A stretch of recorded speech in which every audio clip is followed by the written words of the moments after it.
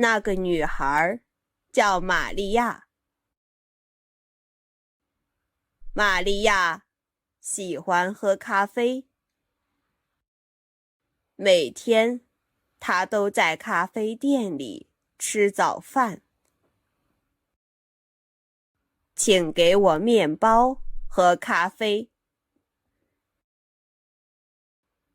她一边吃早饭，一边用手机看视频。吃完后结账。多少钱？4美元。他付了4美元。结完账以后，他就走了。他打算走回家去，但是突然开始下雨了。他被雨淋湿了。其他人都拿着雨伞。没有伞的人就只能淋雨了。玛利亚在雨中跑起来了，因为她没有雨伞。她想找个商店避雨，因为商店有遮阳棚。遮阳棚下可以避雨。前面那家店人很多，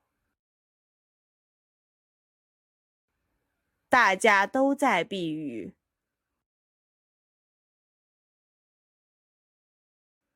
玛利亚需要另找一家商店避雨。她找到了另一家店。玛利亚现在不用被雨淋了，因为有商店，有遮阳棚。她突然听到了一些声音，好像是狗在叫的声音。啊，那有一只小狗，看起来是被人抛弃的小狗。雨停了，现在它要回家了。过来，我们一起回家吧。玛利亚就和小狗一起回家了。小狗就这样成为了玛利亚的家人。